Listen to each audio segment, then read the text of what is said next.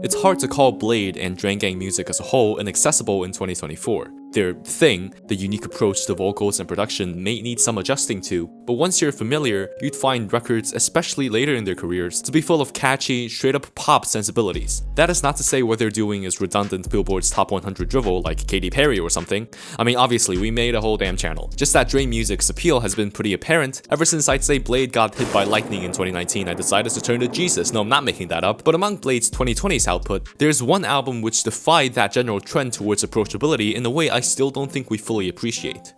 Apparently made in just a week while Good and Bladee stayed on some remote island, 2020's Exitor mixtape is a weird thing. It's supposed to be his third official big deal release, but it's barely 20 minutes. The cover looks like a 5-year-old drew it, and it sounds unlike anything else in his discography. But as I said in my Thai Boy video, Drain Gang's always evolving either subtly or very drastically, so that alone doesn't make Exitor stand out. What is so special about it is the way the mixtape's different. I see people call this project and a lot of Blade's more off-kilter work experimental. The phrase is appropriate, but it's always bothered me with how general of a ground it covers. Cold Visions is experimental in how it boldly dives into the rage sound and makes, let's be honest, the best album in this lane, maybe besides Whole Lotta Red. Spider is experimental because it has drained drill and drained pop punk, and Exitor is experimental because it is Bladee pushing the limits of his appeal by paring down to his most stripped back, abstract, and maybe also most aesthetically coherent. I'm not dying on that hill though because the glue got hands.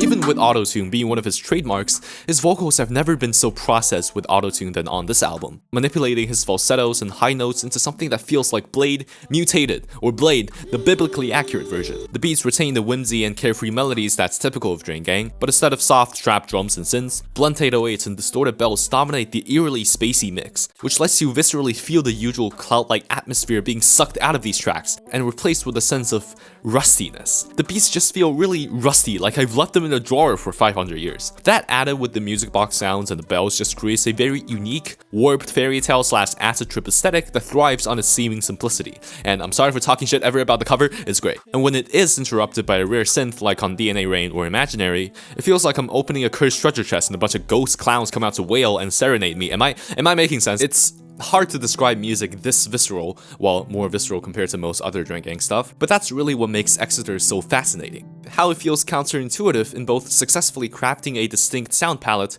while also feeling so barren and minimal. Something about how Exitor comes together feels primal and impressionistic, as if Bladee distilled the essence of his sound, made it weird and gothic, and then threw every pop sensibility out of the broken castle window. What that essence is exactly is something I'll probably unpack over like the next 17 videos, but for now, I know that the songs on Exitor feel more like extended motifs than full-fledged tracks. A lot of them straight up ditch the traditional verse-hook structure. Even the ones that do are full of repetition of really disjointed phrases and melodies. This approach, to me, really hones down on one of Blade's core artistic intentions, using the abstractions inherent in melodies and sounds to convey indescribable moods. In an interview about Exitor, Bladee said just as much. The inspiration for me was trying to paint and express an inner image or feeling that I have through sound. The album for me is a kind of practice of focus and play in the incorporeal. That incorporeal keyword could be its own video. There's something to be said about Blade's oddly casual but also pretty informed spirituality on later projects. But the start of this long meditation being marked by an album like Exitor feels like Bladee stripping away his mortal belongings and running into the woods in search of any pagan god that would accept him. It's unkempt and chaotic spiritualism, no Saint Valerie's or Only God is Made Perfect, only Echo 2K singing in your ear as a forest fairy. But you might be saying, oh, so this album has like no hooks and barely any songwriting, and the production is weird and bassy, and Bladee sounds like a creaking door, what's the appeal? And yeah, Exitor is Blade's least accessible release because of its unique elements. Without any structure to grab onto, the record could feel really aimless, like it's losing itself in the sounds, and the constant repetition could get tiring as much as it is supposedly entrancing or any other big words I try to use. What doesn't help is that it's, again, 18 minutes, which makes it way more likely to just fly by a listener's ear as a weird little trinket. But if that's your opinion, please consider this. You are wrong. Songs don't have to be just songs. See, I'm a big fan of Phil Elverum, the frontman of beloved indie rock projects like The Microphones and Mount Eerie. If you've listened to any of his work, you know that he totally disregards traditional song structures and album flows. My, and I assume most others, this introduction to Phil, The Glow Part 2, is an eclectic mess of an album that covers so many sounds, moods, and styles. The songwriting also feels motif-like in how it jumps between sprawling, grand ideas and 2-minute-long reprieves and interludes. It can have some of the greatest transitions in any album I've ever heard, while also just putting weird ambient and eerie instrumental sections all across the runtime. It initially frustrated me how all over the place this album felt, until one day, I accepted how the album was and started asking why, and how its various imperfections quote-unquote made me feel, which made it finally click. I had this idea that a very good album needed to be cohesive, and every song needed to be up to a certain standard of, I don't know, songwriting, but it was this album that made me realize how limiting that perspective really was. The jagged edges of a piece of art creates its identity, and it holds a place for you to put in your own interpretation, especially with music. Music is a unique art form, and how repetition plays a huge role in the construction as well as the appreciation of it. Growing familiar with a piece of music gives you that extra space to examine its minuscule details and vast sensations, and come to, hopefully, embrace how it is. Like how the moon's abrupt switch from the finger-picking section to a distorted wall of chords and horns represents the sudden grief of a relationship gone wrong, and how My Warm Blood's 6-minute noise piece represents the trepidation and eventual regret and dying/moving on, and how I felt your shape.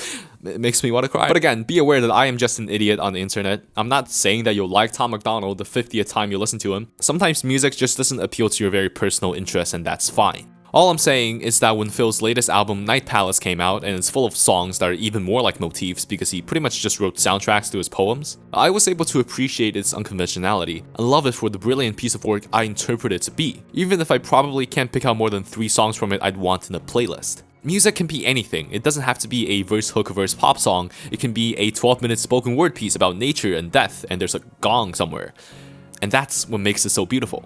Without that mindset to be open about sounds that seem trite or unappealing at first, it's hard to say if I could even make that video about Legendary Member and start the channel with Jenya. Yes, this video is still about Blade, I promise, and again, I find myself in a similar situation, really loving Blade's Exitor for how weird it is, and finding value in the unique place it holds in Blade's discography. Even now, I still discover new things I love about a record, a lot of which I probably can't even put into words, but I'm gonna try anyways, so let me just go through my favorite songs. I like how the same sound effects on Mirror appear in multiple tracks to make you really feel like it's connected. Wonderland is probably one of the trippiest Blade songs ever. Merry-Go-Around and Rainbow Star are just perfect examples of entrancing, slightly haunting Exitor bliss, and I can't believe I haven't talked about Love Story until right now, because that is genuinely top 10 Blade for me. Just, oh my god, the way the church bells build into this cacophony of sound, I can't, man. I can't.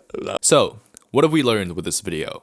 Well, that Exitor, despite its unapproachability, is an extremely interesting piece of art that deserves more attention, and maybe through appreciating this album, you'll find yourself with a fresh pair of eyes with other music that's unconventional in some way, and discover new favorites you didn't give a chance to before. Also, Blade in the Every Moment special video is the most beautiful man I've ever seen. I'm Shrey, thank you for watching, subscribe, bye bye!